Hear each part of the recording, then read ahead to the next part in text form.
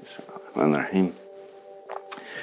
So Hajj begins with an invitation from Allah subhanahu wa ta'ala to perform the Hajj. And alhamdulillah, I've been blessed to perform Hajj twice.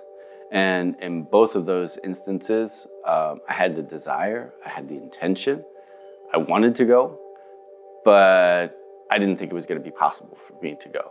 And that was certainly true on this trip with Ihya Tours, where Attar approached me and he said, hey, I need somebody to come with me. Are you able to go? And I said, I don't think so, but let me see what I can do. And long story short, alhamdulillah, it all was just facilitated and it became easy. And lo and behold, there I was, submitting my passport, getting my visa, getting my tickets, and I was on a plane. And it just blew my mind that was even possible. So it was clearly that this was an invitation from Allah subhanahu wa ta'ala that I was meant to answer. And so you have to think about why you're given that invitation at that particular time. And of course, it's to get closer to Allah subhanahu wa ta'ala. But the thing about Hajj is that it's, of course, about Allah and getting closer to Him, but it's also about the people, right? Like Hajj back 1400 years ago was about the difficulty of travel. It was the, getting on the camels and going long distances, taking months and years for some people who are coming from distances far, far away. I mean, imagine if people 1400 years ago were making the Hajj from North America. When would they need to start? How they would have to cross the ocean. They would have to, take camel caravans. I mean, it'd be a huge difficulty to get there. Today, of course, alhamdulillah, we get on a plane and we arrive in, yes, it's a long flight, but nothing like what was experienced by Muslims in previous times. But the difficulty is people. Like, you are there with 3-4 million other people, all in these confined spaces, and everybody has to be there at the same time. And they've all received that same invitation from Allah subhanahu wa ta'ala to be there with you. So there really is something in that mass of people that I feel needs to be appreciated.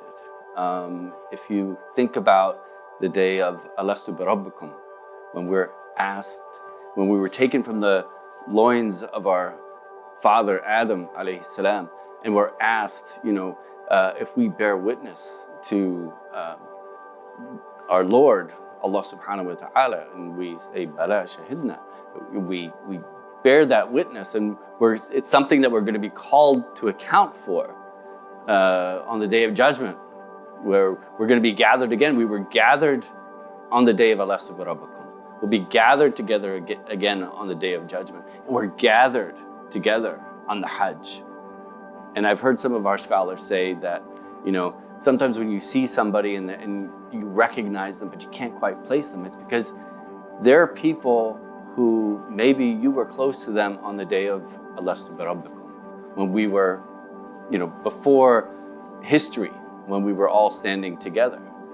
And, probably many of the same people that we made that declaration with are the ones we're standing next to on Hajj. We may not recognize them, and they may have come from Bangladesh, or they may have come from Turkmenistan, or they may have come from Bosnia, or Somalia, or Kenya, or any number of countries, and there they are next to you. And I think one of the things we need to appreciate about Hajj is that the people, while they are at times a trial for us, because there's so many of them, we're all trying to get to the Black Stone at the same time, or we're all trying to move, from Arafah to Muzdalifah, and from Muzdalifah back to going to the Jamarat, and everybody's moving at the same time, and it really makes things difficult. But at the same time, the people are the blessing. And certainly the people who you spend the most close time with, intimate time with, are the people who are in your Hajj group. right? When you're in the tents in Mina and you're tripping over one another just, to go make wudu, or, to go, it's time to eat, and, you're in that confined space and everybody's got their stuff. Like, to get to know someone, you travel with them. And Hajj is, the ultimate manifestation of that, as far as I'm concerned, because you get to become so close to people. And, I pray that, all of those people who I was in Hajj with, I will be, together with them in Jannah. May Allah subhanahu wa ta'ala, bring us all together in Jannah, inshallah. And not just those who are close to us, and not just those who were maybe in the Ihya Tours group, but like all of those people. And you can't help but look at the group of people there on Hajj, making tawaf, or spending the afternoon in dua at Arafah, and you can't have anything other than love for them.